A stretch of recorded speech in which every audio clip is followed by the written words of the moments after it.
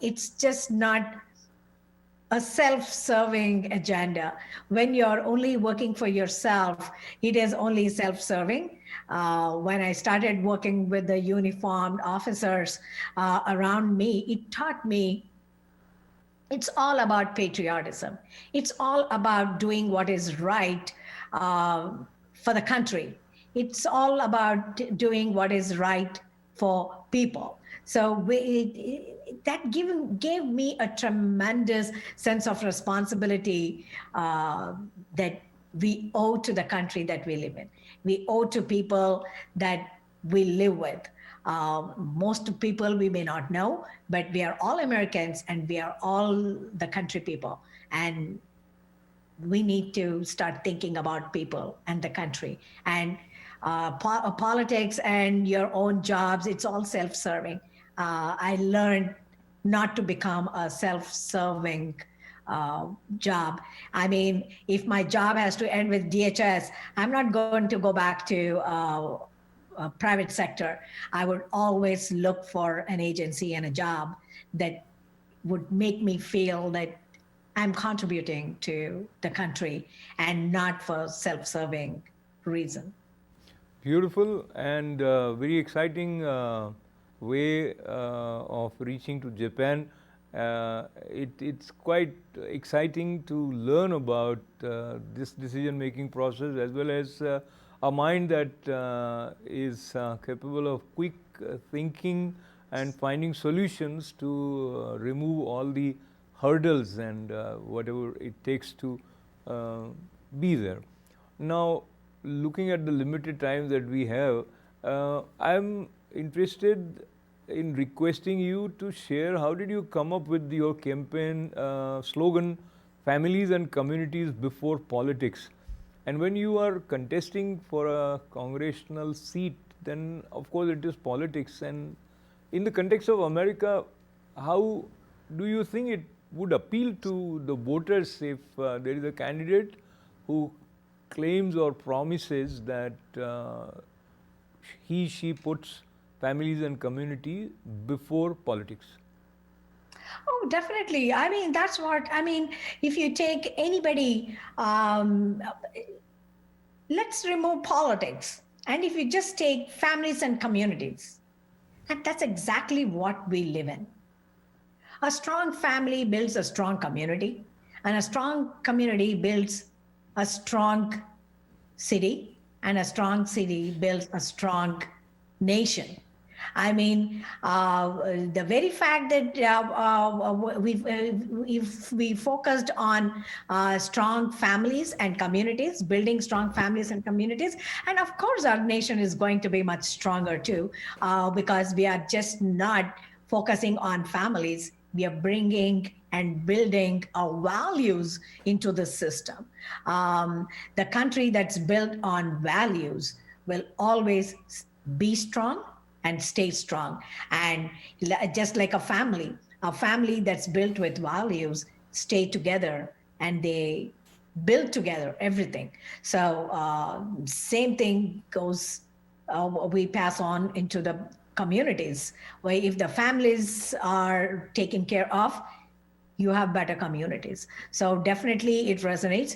And the reason I had to come up with the theme is when the COVID started, I know in the beginning it was scary. It was in the peak. We all had to stop and pause and think how we are going to react to this pandemic.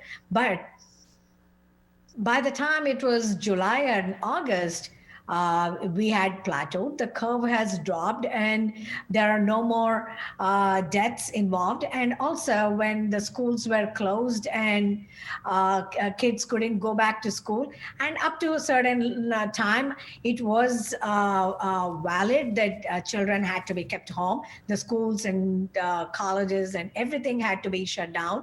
But when there is no scientific evidence that children 0 to 18 years old are they can be contracting COVID, or they can be transmitters. There's absolutely, if you go look up in CDC, there is absolutely no evidence that children can contract and transmit COVID between themselves or to adults. So when there is no evidence of such transmittal by among the children, why are we stopping children from going back to school? So Mangaji, This has been more politicized. Mangaji, let me interrupt you. And I read on your website also, you said that school reopening was also decided based on the politics. But I think people would look at it differently. And now that we have a third surge of the sort, and even if there is no scientific evidence, if there is some sort of a concern, then as they say that prevention is better than cure. So people, Sure. yeah. So not only as a parent, one would like that kids are safe, but as a politician also, who is the decision maker, probably families would expect them to act with the same spirit. So, but I also want you to share some of the other core issues with which you are going to reach out to potential voters, and what is it that they should expect from you as member of Congress? Oh, absolutely. We must, all of us must address the issues and concerns of people. We can have the children wear masks, social distancing. We can have a partial school opening for children, and we need to let people, children go back to school with social distancing. We need to take them back safely into the school. So instead of not taking them back to school, taking them back safely is what I wanted to start happening, which is not. Especially the Fairfax County school system is completely, totally broke. They are not successful in providing online curricula. They have completely failed. There are special needs children that need to be in the school for the teachers to learn, to teach their children with the special needs, and they cannot cope with online learning. Those are the children that we are hurting the most. And there are so many research that's being done. Kids between 18 and 24, they're even contemplating suicide because of the social distancing and not having social interaction.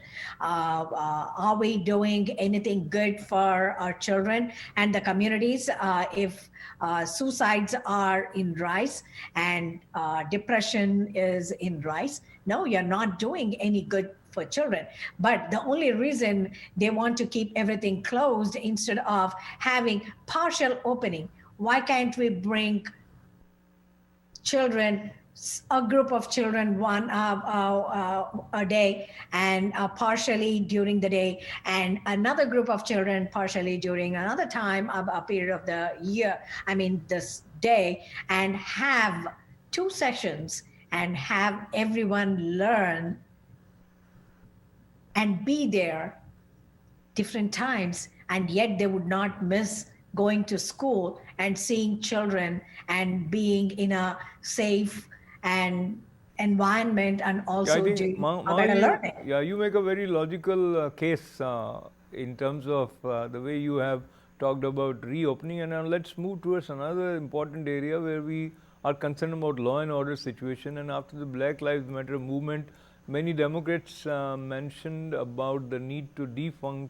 police, and some citizens felt that if police is not strong enough with enough resources, it might not work well for the overall well-being of their communities. And your take on this, as well as I will combine another concern that people have about national interests. And do you see any potential difference in approach from President Trump and potentially the next administration under President Biden? Well, this is not about President Trump or President Biden if he becomes one. This is about having defunding the police is about families and communities and having protection for the vulnerable population. The federal administration is not going to be involved in your daily life when 911 gets a call. This is not about the President Trump or Vice President Biden. This is about people. This is about vulnerable population. There are elderly people, there are women, and, single parents with children, and there are children, and this is the population we are talking about in our daily lives. And if there is a 911 call, they defund the police. Are you asking the police to make a choice of which case to take and which call to take and to respond to? Are we saying they have to make that decision to which case is more important than the other? Who needs help than the other? No, we need to reach out to every caller that's calling 911 for help. And that's what the system, law and order, is made for. I mean, if it's a Looney Tune thing to say, we don't need police. What happened in Minneapolis City and Seattle? They said we don't need police to be interfering, and the mayors asked the police force to step back. And what happened? We saw the cities getting looted, burned down, and people being chaotic on the roads. So this is what we see when the police are taken out of our communities. So definitely it's not about an administration, it is about the communities, it's about people, and in that communities, you and I, our children, our elderly, we are all part of this community.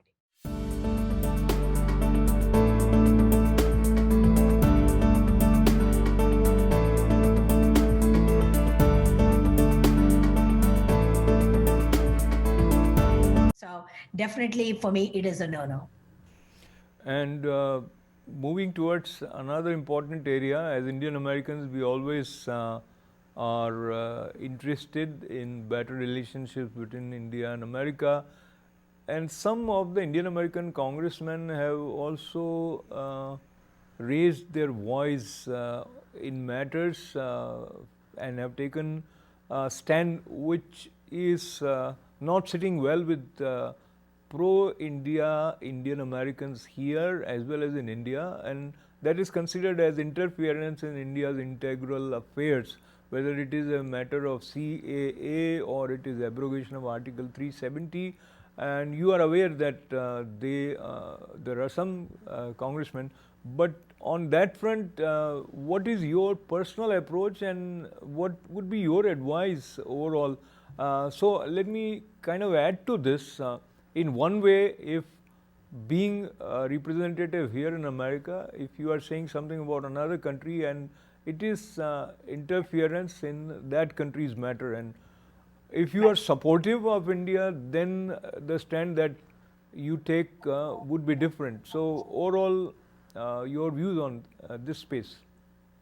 Well, everything that you mentioned, Article 370, CAA, and NRC, these are all the internal matters of India, period. There should be no foreign interference, like Social Security numbers and Social Security administration that happens within United States is part of United States, and this is our internal matter. So let India decide for itself what it wants, how it wants to take care of its citizens, and I think that's what my take on. And any representative who is interfering in the matters of other countries, I think it's off limits, and they should understand and respect India's uh, integrity to deal with its own issues. And I do not support what Ro Khanna or Premila Jaipal or others, other Democrats have to say. But to me, it is internal matters of India, and that should be left alone for the decision of India to make. And there is very important space or area or concern that many people have. Some people say that President Trump and his supporters are mentioning about voters fraud without any evidence. Some people feel that there indeed was some foul play based on certain reports and congressional hearing. So the country is divided, that you always hear, but overall the constitutional process takes its own course, and legal course that needs to be taken is also being taken. Is still almost the transition team is ready, and so some people are looking forward to the new administration under new president. Some people still have certain back in their back of the mind that things would turn, and maybe President Trump remains once it is proved. So how do you see this situation, and do you look at it as a healthy scene for American democracy? Absolutely, it is healthy. That's what the justice system is built for. When you see some irregularities that happen, absolutely people should feel violated, the constitutional rights being violated, and the election fraud. And we don't have to agree on everything that both sides do, and that's what the justice system is for. And let's wait and watch what the Supreme Court is going to say. And on that note, yes, as a candidate who thought that I was doing phenomenally well until the mail-in ballots were dumped, I think I'm going to I'm taking on a legal battle. And next week, along with Attorney Sidney Powell, I am one of the candidate who is filing a lawsuit against the election fraud in Virginia. So, and there are other candidates that are joining the same lawsuit. And let's wait and watch. And we believe in our justice system, and until the Supreme Court says it is over and we are here, we'll accept whatever the Supreme Court verdict is, and we'll be very graceful in accepting that verdict. Until then, I'm not conceding and I'm not giving up my fight. And I have been leading, and I've done phenomenally well in all the major precincts in my district, and with 152,000 absentee ballots that were dumped, they were all for one candidate. How can they segregate 152,000 ballots that was only for my opponent and not for me? So the very fact that they have segregated these votes and said, oh, he got 152,000 absentee ballots, and later, after a few minutes, they are dumping mine. So that's a big no-no, and that's red flag right there. And I'm not giving up on my fight, and I'll fight it legally, and whatever the Supreme Court and the verdict has to be, I'll accept it, and I'll be very graceful in conceding when the Supreme Court says, or maybe I'm winning, I don't know. Either way, winning or losing is not what is important. It is about standing for what is right. I feel the constitutional rights and the election fraud has taken place, and there are so many evidences that point toward the fraud.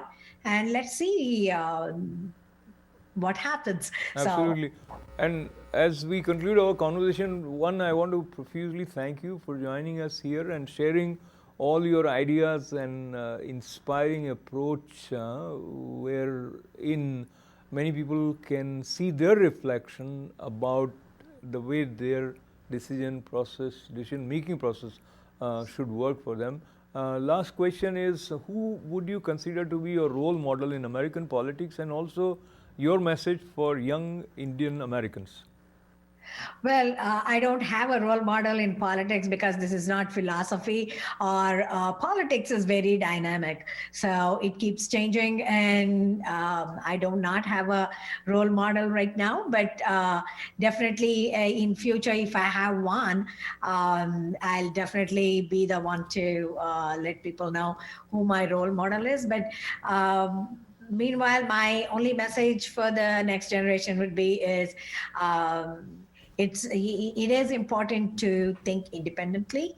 Um, when it comes to their parents and families, they want to exercise their own thinking and not want to be told how to think, and which is absolutely a fantastic thing, because that's exactly how I raised my son too, to be an independent thinker, to make the decisions. I've only been a guiding force, even as a mother. When my son was 7 years old, I stopped telling my son what to do at the age of 7. So I do understand and appreciate and respect that space that need to be given to the next generation while being a parent. But it is also very important for the younger generation to realize that, are you also applying the same principle when it comes to being indoctrinated in school and colleges? They are just simply learning and being told what to do in colleges, how to think. And that's exactly what they're doing. Their actions are reflecting in their thinking. And this is I'm just not saying that. This is my observation, and not only observation, it's beyond observation. It's my own experience running as a candidate. I know how many children in my own community grew up playing on my lap, hearing my Sunday school Bhagavata stories and stories of family values and everything. And those are the kids, I see them very violent and different and not respecting the other than their views. That's not what it is. And that's when I see there is a certain level of indoctrination, and they need to unwind themselves from that indoctrination. Are you